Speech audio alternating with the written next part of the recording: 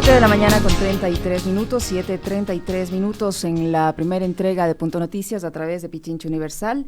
El Código de la Democracia tiene varios ejes centrales. Este es un proyecto de ley que se analiza hoy en la Asamblea Nacional. El proyecto de 168 artículos que componen las reformas al Código de la Democracia se someterá al segundo debate y aprobación desde las 10 de la mañana de este martes 3 de diciembre en la Asamblea Nacional. Entre los temas incluidos están el cambio del método de votación para, en el caso de las elecciones de legisladores, parlamentarios andinos, concejales municipales y vocales de juntas parroquiales que se harían ahora por listas cerradas y bloqueadas. Este es uno de los cambios, pero hay muchos más y sobre estos vamos a conversar con Fausto Camacho, representante del Observatorio Electoral y una persona muy entendida en materia electoral. Fausto, buenos días, gracias por acompañarnos. ¿Cómo mira usted? Ya por fin se llega a este segundo y definitivo debate de esta tan sonada reforma electoral que ha venido siendo debatida durante varios meses. En buena hora, pero pues veamos qué es lo que finalmente termina sucediendo. El país necesita una reforma del Código de la Democracia que mantenga dos ejes básicos, es decir, coherencia y integralidad. Es decir, debe haber una reforma integral. ¿Y esta cumple con esos dos requisitos? Pues yo me temo que no en todo lo que debería ser. Vamos a uno de los temas que tiene que ver con el sistema. Digamos, hay 4 o 5 temas macros, grandes. Uno de ellos importante, el sistema electoral, es decir, el procedimiento para la conversión de votos en escaños. ¿Cómo convierto los votos que obtiene un partido o una lista en puestos en el Parlamento o en los municipios o en las juntas parroquiales? Y en ello hay 4 componentes. La forma de votar, que en buena hora vamos en ese sentido, vamos en cambio de método de Home por el Webster. No, la forma de votar. La forma de votar. Es decir, cuando usted se acerca a votar, toma la papeleta y tiene varias opciones. Ahora, si usted puede votar por tantas personas cuantas se eligen, indistintamente de cualquier lista. Eso en buena hora, digo, no va más. Aparentemente, si se aprueba la reforma, iríamos a un sistema de listas cerradas, que es un sistema técnicamente mucho más adecuado y que cumple con el mandato del artículo 116 de la Constitución, que habla de que la ley el Código de la Democracia, debe construir para las elecciones pluripersonales un sistema basado en 3 principios: igualdad del voto, proporcionalidad y paridad entre hombres y mujeres. Este primer principio de la igualdad del voto, solamente ahora que vamos a las listas cerradas, podrá entonces cumplirse. No se ha cumplido desde la vigencia de la Constitución hasta la última elección, la del 19.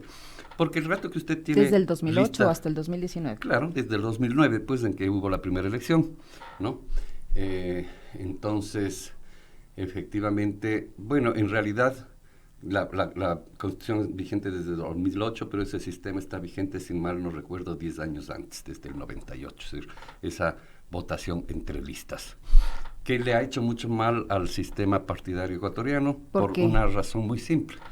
La competencia ya no solo es entre blancos, azules, rojos, verdes, amarillos, etcétera, ¿no es cierto?, sino cuando las listas son abiertas, una buena parte de la competencia se traslada al interior del partido, porque también es competidor suyo su compañero de lista. Y entonces resulta que se producen unas condiciones de individualidad extrema por procurar llegar a tener más votos, independientemente de si es que hay que darle un codazo, por así decirlo, al compañero de la propia lista. Eso no va más con las listas cerradas, 1. 2, la igualdad del voto, porque cuando la lista es abierta, si usted vota por 2 opciones y no vota más, y yo voto por 5, que los dos tenemos las mismas 5 opciones, su voto va a valer menos que el mío. Y entonces se rompe el principio de igualdad del voto. Buena noticia aquella. El otro componente es la forma de la lista, que tampoco se ha topado y que también cumple con la paridad entre hombres y mujeres, pues la alternancia y secuencia entre personas, hombres y mujeres, del principio al fin de la lista. Eso no se ha topado, eso ya estaba en buena hora, cumple eso. Y los 2 siguientes componentes son la fórmula de asignación de escaños y el tamaño de los distritos, que tienen que ver en lo fundamental, en este caso, con la proporcionalidad de la representación, el tercer principio del artículo 116 de la Constitución, que ¿cuál es el componente más importante que determina la proporcionalidad? El tamaño de los distritos. Y al no modificarse el tamaño de los distritos, difícilmente vamos a construir un sistema que cumple con el principio constitucional de proporcionalidad. Independientemente que se cambie de Hunt a Webster, que es lo que está planteado. ¿Algo mejor es Webster? Sí, pero el elemento fundamental que determina la proporcionalidad es el tamaño de los distritos, por una sencilla razón. Si usted tiene un pastel para distribuir entre 20 pedazos, usted va a tener la posibilidad de repartir más a más comensales. Si usted tiene un pastel que se puede dividir solo en dos, para poner las circunscripciones de dos de dos asambleístas, ¿no es cierto?, que son varios, si no me equivoco, 5 en el oriente y 8 en la Amazonía y 8 en, 5 en el oriente, 1 en Galápagos y 3 en el exterior. 9 distritos de 2. Y luego usted tiene distritos de 3, donde puede dividir máximo en 3. La posibilidad de proporcionalidad ahí se reduce, entonces, porque es un tema, digamos, aritmético más que de la voluntad. Usted, cuando tiene un pedazo que no puede sino pedacear en 2 o en 3, la proporcionalidad de la repartición de los escaños siempre va a ser menor. Esta es la principal motivación para el reemplazo del método de asignación de escaños Webster por de Hunt, porque este método se ha venido utilizando ya durante varios años para la repartición de los escaños. Bueno, el de Hunt se viene utilizando recién desde el 2009, perdón. Pero bueno, en el 2009 se usó Webster. ¿Pero cuál de los dos es más equitativo? Es que los 4 componentes que le acabo de decir son como vasos comunicantes, están, digamos, interrelacionados. Entonces el diseño no es pongo esta fórmula y no muevo nada. Si es que muevo algo, tiene que mover todo. Tengo que mover todo. Y debió haberse movido también la fórmula de asignación de escaños, como se mueve efectivamente, pero también el tamaño de los distritos. Pero bueno, digamos, es un paso adelante, más allá de que no es lo deseable desde la perspectiva del cumplimiento de los principios constitucionales, digamos, plenamente. Luego tiene usted un segundo gran eje en el cual parecería ser que la deuda de la Asamblea va a quedar muy grande, y es el tema de la transparencia en la gestión de los procesos electorales. Jimena Peña asegura que se han tomado varias medidas para, sobre todo, fortalecer el control electoral, como obligar a las tiendas políticas a bancarizar los ingresos. No, eso es tema de financiamiento de la política. Yo estoy hablando de la transparencia del proceso electoral. La transparencia de la transmisión no, es que eso es transparencia del uso de los recursos públicos. Usted habla de la organización como tal. De la gestión del proceso electoral. De la acción de los organismos electorales que son los responsables de organizar, es decir, el CNE, las juntas provinciales, ¿no es cierto?, las delegaciones provinciales. ¿En eso dice usted que va a quedar una deuda? Parece que sí. ¿Por qué? Porque efectivamente, por ejemplo, no se ha topado el tema de la transmisión de resultados que tantos problemas nos dio en el 17 y en el 19 aquí en el país, que se repitió en Bolivia, que sucedió también en Honduras. Es decir, no es un tema exclusivo nuestro, sin embargo hay que resolverlo, pues, ¿no? Creo que las experiencias no fueron buenas, particularmente cuando las elecciones son muy pegadas, muy cerradas en la competencia. Entonces, cualquier cosa de ese proceso de transmisión de resultados que se desapegue de la norma de la ley, como sucedió en el 17 y en el 19, pues genera ilegitimidad en el resultado. Y eso tiene un mecanismo de solución bastante sencillo que parcialmente la Asamblea en buena hora lo acoge, y es que el escrutinio en cada una de las provincias es el que tendrá el mayor valor que la transmisión. Hay que entenderla la transmisión como una transmisión de resultados provisorios, provisionales, no tienen valor jurídico, que es lo que cometieron el grave error en el 17 Pozo y en el 19 Tamaín, de darle a esa transmisión de resultados una connotación de resultados oficiales. No puede ser. Los únicos resultados oficiales son los que nazcan de las audiencias provinciales de escrutinios con la delegación, con la presencia de los delegados. Yo no sé, ojalá se haya recogido la propuesta de que hayan 4 actas para esto, de tal manera que haya un acta que llegue cerrada en sobre directamente a esa asamblea, y se use otra acta hecha por la misma junta receptora del voto para la transmisión de resultados.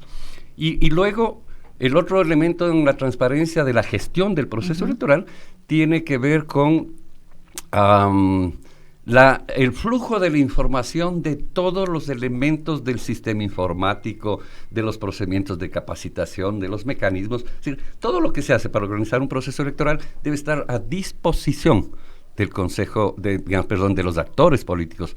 El registro electoral no puede seguir siendo un registro oculto que no se entrega por parte del CNE. Tiene que ser público, tiene que ser entregado, tiene que ser auditable. esos parecería ser que son temas en los cuales no vamos a tener los suficientes procesos de reforma. Algunos se han tomado, uno en particular que creo que demorará entre 6 y 10 años, que es el tema del registro electoral. Bueno, es mejor eso a nada. Y sobre el sistema informático hay observaciones de los mismos consejeros, ¿no? Pero por supuesto, pero además el sistema informático no es un tema que puede quedar estático en todos los procesos electorales. Podría haber un sistema informático para cada proceso electoral en la medida en que la tecnología avanza. El tema es cómo se construye y cuál es la transparencia para esa construcción. Si los propios consejeros se quejan de falta de transparencia, imagínense los jefes partidarios o los responsables de la parte informática de cada candidatura, cada partido, donde el CNE ha estado acostumbrado a manejar eso como una bóveda cerrada, como una campana de cristal, y eso no puede ser. La aspiración era que la ley diga que esos elementos son públicos e imposibles de ser ocultados. Y eso es la mejor forma de garantizar legitimidad y crear confianza en la ciudadanía y en los actores. Luego tenemos lo que usted estaba diciendo, el financiamiento de la política, ¿no? Así es, incluye la creación de un sistema contable de financiamiento a la política como parte del control del gasto electoral y la implementación de un sistema de interconexión de datos para el control del financiamiento a la política en caso de llegarse a aprobar esta reforma. Mire, la primera cosa que hay que mirar, que la Asamblea parece que se va a equivocar, es que el monto para el uso de recursos provenientes de las contribuciones privadas, es decir, el límite del gasto electoral, que hoy es una invitación a burlar la ley, es decir, para la alcaldía de Quito el límite es $460,000, para la presidencia de la República $1,700,000. Cuando una campaña todo el mundo sabe que se gastan 6, 8, 10 millones de dólares, y la Asamblea lo único que ha hecho es duplicar esos montos. Entonces sigue extendiendo la invitación a ellos mismos, porque ellos son los políticos, claro, que luego son candidatos, para burlar la ley. Entonces partimos mal en eso. El Acuerdo Nacional Ecuador 2030 había propuesto cuadruplicar ese monto, es decir, que sea cerca de 8 millones de dólares, o sea, 80 centavos por elector. Era la propuesta. La Asamblea simplemente ha puesto 40 centavos por elector, hoy son 20. Ahí empezamos mal, porque entonces, si no me va a alcanzar para hacer la campaña, los candidatos van a buscar la forma de cómo recibir dinero que no se contabilicen. Exactamente, pero no se registra. Que no se registran. Entonces usted puede tener los registros cruzados, que es bueno, ¿ya? Pero habrán cosas que no se registran. Aportaciones que no necesariamente pueden ser monetarias, ¿no? Y pueden ser monetarias también, pues. Pero usted recibe una donación monetaria y no la registra en la contabilidad. Está cometiendo un ilícito, por supuesto, claro que sí, pero antes también lo cometían. Pero si la ley dice, usted no puede gastar más de $3,5 millones en una campaña presidencial, simplemente los candidatos, esa es la realidad cruda y dura, van a buscar la forma de cómo gastar más para poder realmente promocionarse. Entonces, ahí creo que empezamos mal por un lado, y por otro lado, la única forma de que se transparente el uso del dinero en la política es sincerando el uso del dinero en la política. Entonces, si una campaña presidencial debe costar, o más o menos cuesta $8 millones, hay que decirle a los candidatos, muy bien, usted puede gastar $8 millones. Yo no digo que no haya límite, debe haber un límite, ¿ya? Pero un límite real, ¿no es cierto? Y entonces sí, muy bien, usted puede gastar todo eso, pero el dinero solamente puede provenir de aquí, de acá, de acá, de acá. Los montos máximos de contribución son estos y estos otros. El control cruzado es muy importante, ¿no es cierto? Pero ahí no se puede generar, en cierto sentido, una inequidad, porque habrá candidatos que tengan para gastar esos 8 millones y otros que no. Ya, pero por eso también el concepto es que el financiamiento debe ser público y privado. Y la parte pública es importantísima. ¿Por qué? Porque esa es la que se destina para los mecanismos de transmisión más importantes: la radio, la televisión, la prensa escrita y las vallas publicitarias, que son las determinantes de una campaña. Están por fuera, pero habría que a futuro ojalá incorporarlos a determinados mecanismos de las redes, porque controlar redes es imposible y antidemocrático. Determinadas cosas, el pautaje, lo que se paga en redes, muy bien, eso, pero hasta ahí, pues no, usted no va a poder controlar nada más. Y está bien además que los adherentes puedan subir sus cosas, que ahí funcionan los trolls, todo lo que usted quiera. Esos son elementos de la sociedad que ya usted no puede pretender como Estado, repito, controlarlo. Pero la equidad en el uso de la televisión, que sigue siendo el medio de propaganda en la política más importante en el país, la radio también, pues ahí no hay dinero privado, ahí solo hay contratación pública. Y la propuesta que se había hecho y que parecería ser que no se ha recogido era muy interesante. ¿Quiénes somos los dueños del espectro radioeléctrico del Ecuador? Todos los ecuatorianos, en ecuatorianos. teoría. Bueno, sí, en teoría, bueno, pero por eso el proyecto aprobado en el Acuerdo Nacional Ecuador 2030 decía que para el periodo de la campaña electoral los medios tenían la obligación de entregar el 5% del tiempo al aire sin costo. Mira, 60 días cada 2 años apenas, sin costo. ¿Para qué? Para que el CNE lo administre y el CNE entregue a todos los candidatos de manera igualitaria. ¿Y se ha cumplido? No, pues, no ha sido recogido. No ha sido recogido por la Asamblea. A eso es a lo que me refiero. Por eso digo que en este tema parece que también nos quedarán debiendo. Ahora podríamos volver a los tiempos que yo recuerdo en campañas electorales que había candidatos que incluso regalaban quintales de arroz. Bueno, comida, no, pero ahora así, también va a haber lo que ya hubo antes, es decir, que no se puede contratar con dinero privado a los medios, pero le va a costar al Estado. Entonces, podríamos habernos evitado 20, 25, 30 millones de dólares que se gasten eso, que ingresan a los medios privados en lo fundamental, en el pautaje, que hace el candidato, pero que pague el Estado a través del CNE. Eso parecería ser que no se ha recogido. Y bueno, la entrega de dádivas y regalos está prohibido desde la expedición del Código en el 2009, igual, sin embargo no se cumple. No se cumple, pues no hay control. Sí, no hay control, pero esa es responsabilidad del CNE. Y no es que no tenía herramientas en el pasado para controlar, las tenía. Es probable que había que mejorarlas, por supuesto, no probable, es absolutamente cierto es aquello. Ojalá los mecanismos que hoy se implementen, aparte de lo que Jimena Peña ha anunciado, sean suficientes. Y si no, hay que pensar en otros. Es como alguien decía, una figura que a mí me pareció siempre muy interesante: si es que la autoridad electoral es un tiburón sin dientes, pues solo asusta y no pasa nada. Hay que ponerle dientes al tiburón para que entonces pueda efectivamente, claro, y pueda corregir las cosas que no funcionan. Fausto, también se han eliminado artículos sobre la reelección indefinida, las consultas populares en los gobiernos locales y puntos relacionados con el funcionamiento como tal del Consejo Nacional Electoral. ¿Qué le parece este Bueno, yo no conozco el tenor de esos artículos, pero si es que, por ejemplo, hay un fortalecimiento del papel del colectivo del Pleno del CNE, me parecería extraordinariamente positivo. No puede ser que el presidente o presidenta, independientemente de cómo se llame del organismo electoral, tenga la capacidad de tomar decisiones por encima del Pleno, como sucede en la actualidad. Claro, el vicepresidente Pita dice que hay hiperpresidencialismo al interior del Consejo Nacional Electoral. Eso es verdad, ese es el diseño del código. Hay que desmontar eso es parte de la herencia del pasado autoritario. Hay que desmontarlo.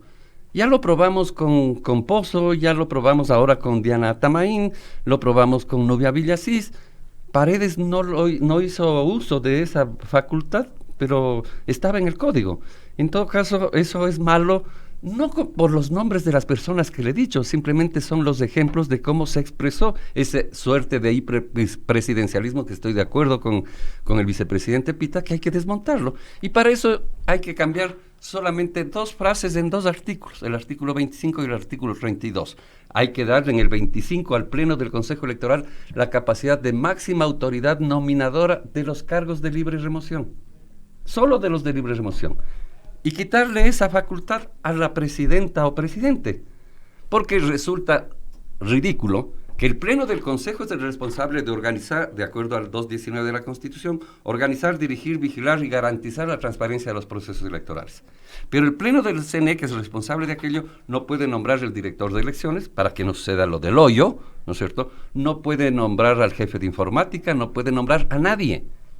Esa facultad está concentrada en una sola persona y los responsables son los 5. Entonces hay que corregir aquello. ¿Para qué? Para que esté acorde al mandato constitucional. Si es que va en esa dirección, bienvenida sea la reforma. Pero en el borrador inicial que yo conocí, iba en sentido contrario.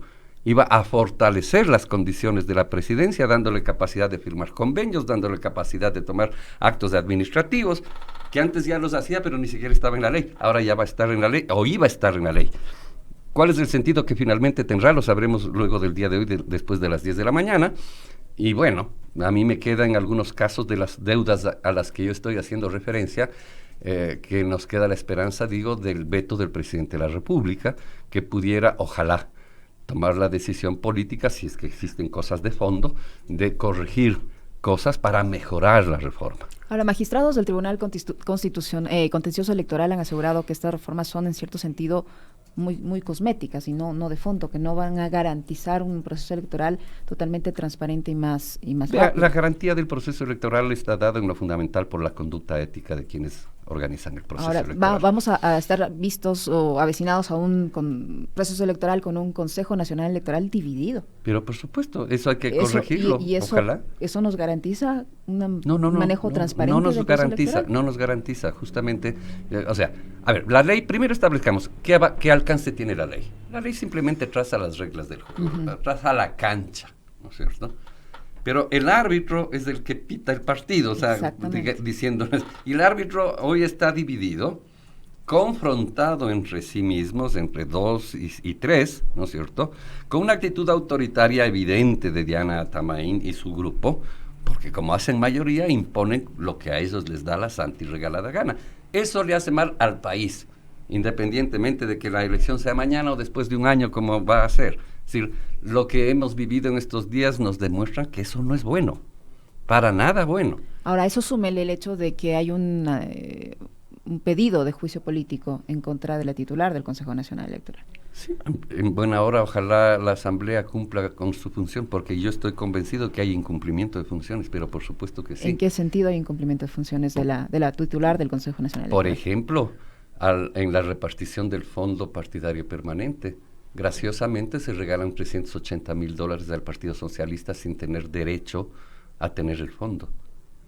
Se regala una cantidad similar, un poco mayor, a Suma, ¿no es cierto? Se regala, dice usted, claro, no tenían se regala derecho. porque no tenían derecho, ni el uno ni el otro. Este es mi punto de vista, pues, y podría demostrarlo. Y se deja en suspenso a partidos como Creo, por ejemplo. Y se deja en suspenso a partidos como Creo y no se entregan a partidos como Democracia Sí, que es la segunda fuerza política, y a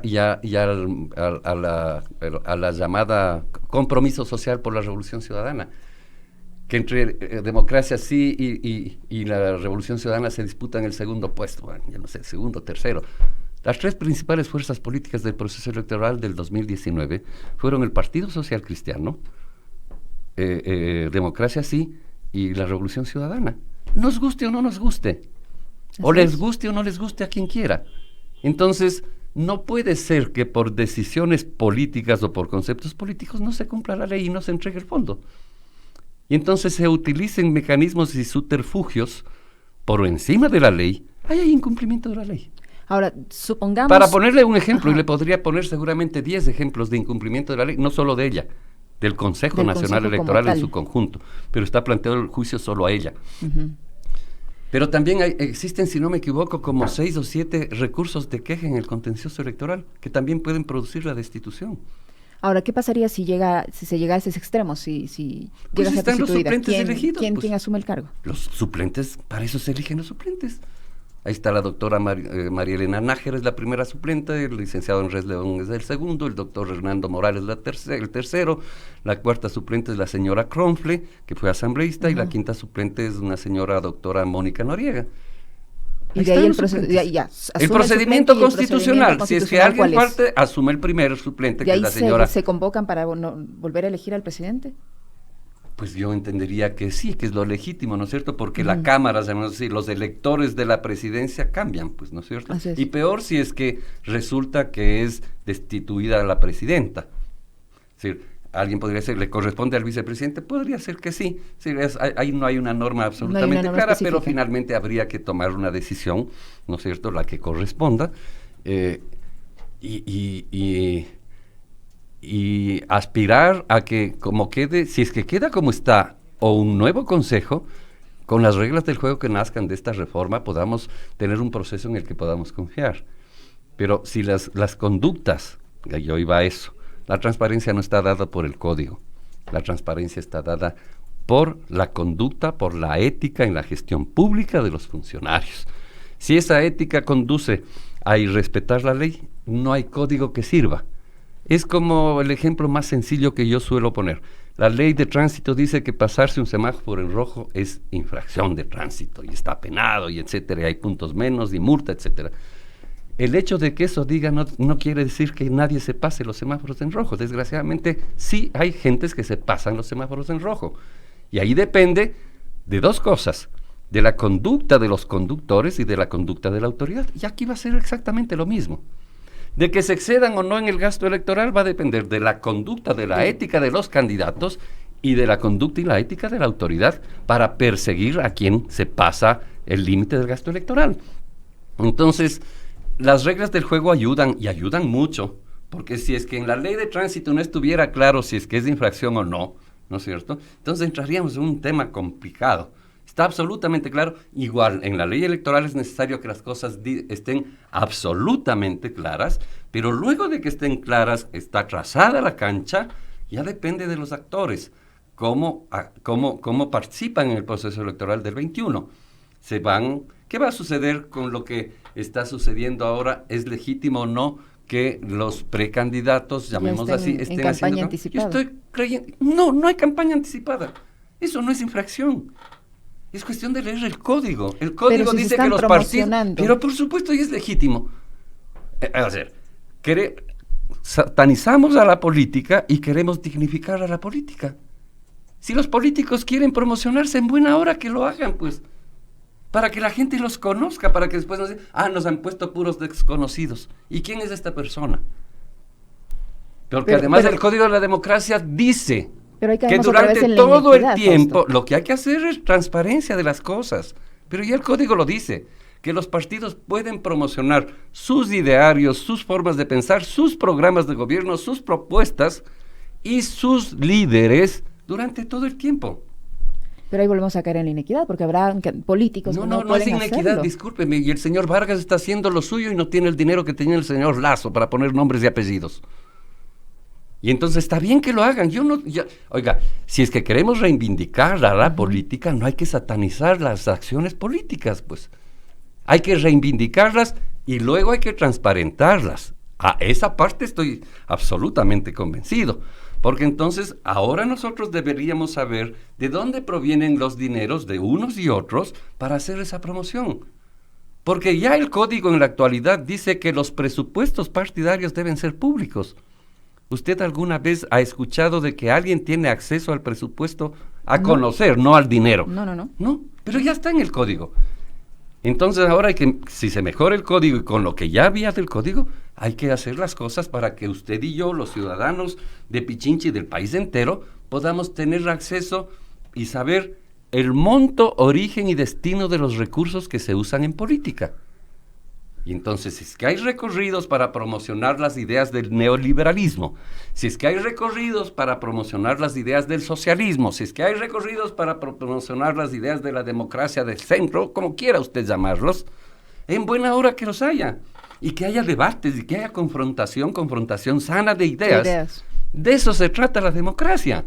Entonces no hay que satanizarla, ahora, pero hay que transparentarla. Si se aprueba esta reforma hoy, hasta que pase el Ejecutivo la devuelve, etcétera, ¿estamos dentro del tiempo para que se pueda poner en vigencia Personalmente creo que electoral venidero? Personalmente creo que sí, con las justas, pero estamos a tiempo. Creo que podría estar promulgada la ley en los primeros 15 días de febrero.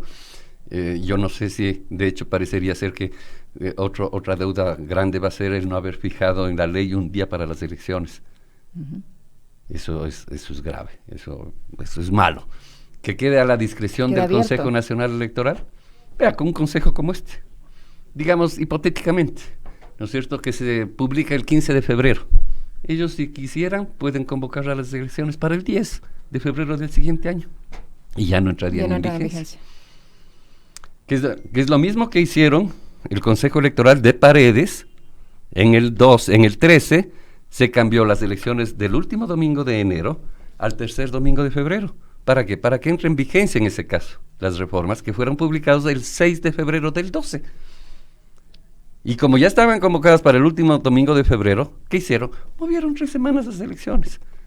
Esas cosas que ya nos pasaron, si es que no se ponen los candados pertinentes, como el error de no haber fijado un día para las elecciones. Vea, la vieja ley de elecciones nuestra decía, la primera vuelta será el tercer domingo de octubre. Y si hay segunda vuelta, el último de noviembre. Usted podía saber cuándo son las elecciones después de 10 años veía el calendario, tal fecha. Y quitas la discrecionalidad, que lo único que hace es producir inseguridad jurídica. Y que eso beneficia y perjudica. ¿A quién beneficia? A nadie. O al que quiere dolosamente beneficiarse de aquello. Pero en realidad perjudica al Ecuador entero y a la seguridad jurídica de los procesos electorales. Parecería ser que esa es otra deuda. En principio ellos, los actuales consejeros, han fijado la fecha para el 21 de febrero del 21, ¿no es cierto?, la fecha de las elecciones. Entonces, si se promulga hasta el 20, tendremos la reforma vigente. Le queremos agradecer, Fausto, por su presencia en nuestros estudios, por su análisis de estas reformas electorales. Fausto Camacho, representante del Observatorio Ciudadano Electoral, aquí en la primera entrega de Punto Noticias a través de Pichincha Universal. Que tenga un buen día. De igual manera, gracias.